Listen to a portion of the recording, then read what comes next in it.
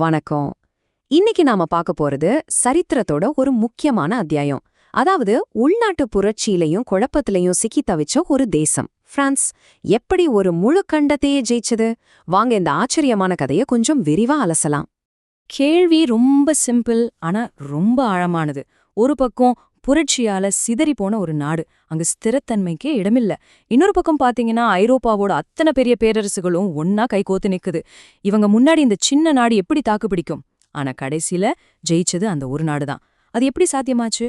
வாங்க இந்த மர்மத்தை தான் நாம இன்னைக்கு பார்க்க போறோம். சரி, நாம பேச போற இந்த போர்களுக்கு ஒரு பேர் இருக்கு, புரட்சியின் போர்கள். கிட்டத்தட்ட 10 வருஷம் 1792 1802 வரைக்கும் இது நீடிச்சது. நீங்க நினைக்கலாம் 10 வருஷம் தானே, ஆனா இந்த 10 வருஷம்தான் ஐரோப்பாவோட தலையெழுத்தே மாத்தி அமைச்சது. ஒரு புதிய உலக வரைபடத்தையே வரைஞ்சதுன்னு சொல்லலாம். ஓகே, இந்த 10 வருஷத்துல என்னென்ன முக்கியமா நடந்துச்சுன்னு ஒரு சின்ன முன்னோட்டம் பாத்துடலாம். முதல்ல 1792 போர் ஆரம்பிக்குது. அடுத்த வருஷமே பாருங்க, பிரான்சுக்கு ரொம்ப மோசமான நிலைமை. உள்நாட்டு குழப்பம், வெளிநாட்டு படையெடுப்புன்னு ஒரே நெருக்கடி. ஆனா ஆச்சரியமா 1797க்குள்ள அந்த முதல் கூட்டணியே தோற்கடிச்சு பிரான்ஸ் ஜெயிக்குது. கடைசியா 1802 ஒரு தற்காலிகமான அமைதி ஒப்பந்தம் வருது. இந்த வரிசையை மட்டும் ஞாபகம் வச்சுக்கோங்க, ஏன்னா நம்ம கதை இது வழியா தான் போக போகுது. சரி, முதல்ல ஒரு முக்கியமான கேள்விக்கு வருவோம். எதுக்காக பிரான்ஸை எதிர்க்க ஐரோப்பாவே ஒன்னா திரண்டுச்சு? காரணம் ஒன்னே ஒண்ணுதான், பயம். பிரான்ஸ்ல நடந்த புரட்சி அங்க இருந்த ராஜாவை தூக்கி எறிஞ்சு ஒரு குடியரசை நிறுவுனாங்க. இத பார்த்த மத்த ஐரோப்பிய ராஜாக்களுக்கெல்லாம் ஒரு நடுக்கம் வந்துடுச்சு. இன்னைக்கு பிரான்ஸ்ல, நாளைக்கு நம்ம நாட்டிலும் இதே நிலைமை வந்தா என்ன பண்றது? இந்த பயம்தான் அவங்க எல்லாரையும் ஒன்னு சேர்த்தது. இப்ப இந்த லிஸ்ட் கொஞ்சம் பாருங்க. ஒரு பக்கம் தனியா நிக்கிற பிரெஞ்சு குடியரசு, இன்னொரு பக்கம் புனித ரோமானிய பேரரசு, பிரஷ்யா, பிரிட்டன், ஸ்பெயின், போர்ச்சுகல். அடேங்கப்பா, ஒரு பெரிய ராஜ்ய கூட்டமே இருக்கு.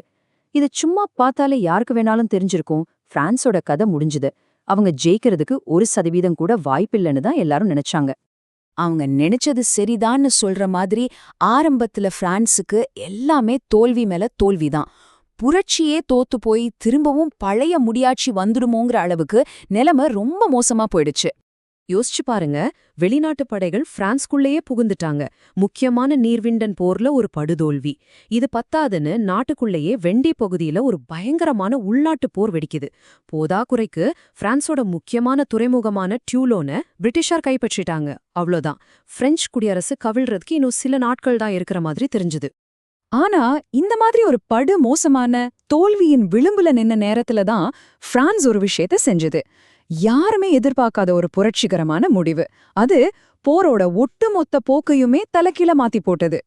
அதுதான் லெவியான் மாஸ். பிரெஞ்சுல இதுக்கு அர்த்தம் மக்கள் பேரெழுச்சி. நவீன சரித்திரத்துல இதுதான் முதல் தடவை ஒரு அரசாங்கம் தன்னோட நாட்டுல இருக்கிற ஒட்டுமொத்த மக்களையும் போருக்காக திரட்டுது.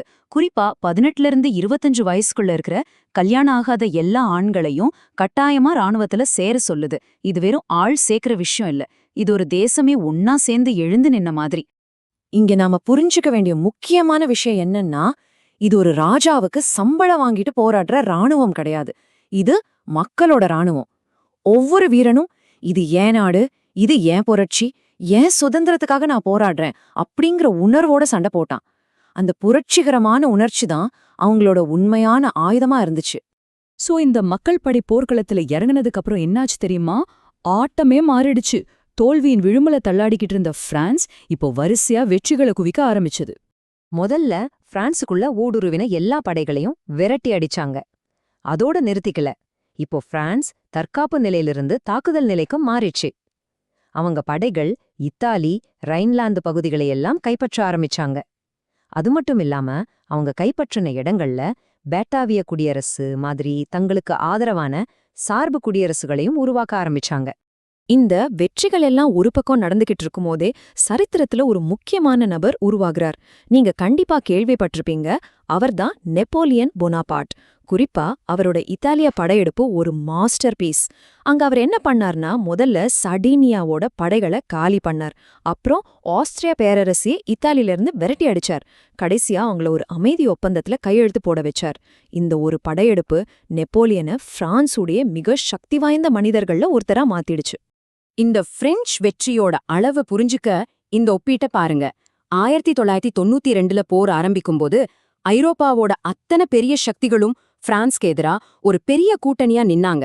ஆனா வெறும் 5 வருஷத்துல 1997ல அந்த கூட்டணியில மிச்சம் இருந்தது பிரிட்டன் மட்டும்தான். மத்த எல்லாரும் ஒன்னு தோத்துட்டாங்க இல்லனா கூட்டணியை விட்டு ஓடிட்டாங்க. யோசிச்சு பாருங்க, இது எப்பேற்பட்ட ஒரு மகத்தான வெற்றி. சோ இந்த போர்கள் முடிவுக்கு வந்தபோது அது பிரான்ஸோட வெற்றியா மட்டும் இல்ல, அது ஒட்டுமொத்த ஐரோப்பாவிலயும் ஒரு புதிய சகாப்தத்துக்கான தொடக்கமா அமைஞ்சுது. அப்போ இந்த 10 வருஷ போரோட முக்கிய விளைவுகள் என்ன? 4 முக்கியமான விஷயங்களை நம்ம ஞாபகம் வச்சுக்கணும்.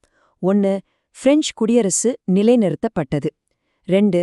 பிரான்ஸ் தன்னோட எல்லைகளை விரிவுபடுத்தி ஐரோப்பாவோட அரசியல் வரைபடத்தையே மாத்தி வரைஞ்சது. 3. லெவியான்மாஸ் மூலமா போர்கள் இனிமே ராஜாக்களோடது இல்ல, மக்களோடதுங்கிற ஒரு புதிய அத்தியாயத்தை தொடங்கி வச்சது. கடைசியா ரொம்ப முக்கியமா, இந்த போர்கள் தான் நெப்போலியன் போனபார்ட் அப்படிங்கிற ஒரு இளம் தளபதிய பிரான்ஸோட சக்தி வாய்ந்த மனிதரா உருவாக்குச்சு. 92ல அமியன்ஸ் ஒப்பந்தத்தோட இந்த புரட்சி போர்கள் ஒரு முடிவுக்கு வந்துச்சு. எல்லாரும் அமைதி வந்துச்சுன்னு நினைச்சாங்க.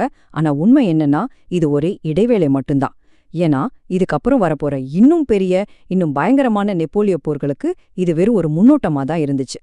குடியரசு காப்பாற்றப்பட்டது, ஒரு கண்டமே மாற்றியமைக்கப்பட்டது. ஆனா இந்த போர்களோட நெருப்பிலிருந்து உருவான அந்த ஒரு மனிதர், நெப்போலியன் போனபார்ட், இப்போ பிரான்ஸோட சக்தி அவர் கையில. அவர் அடுத்து என்ன செய்ய போகிறார்? இந்த ஒரு கேள்விதான் ஐரோப்பாவோட அடுத்த 20 வருஷ சரித்திரத்தையே தீர்மானிக்க போகுது.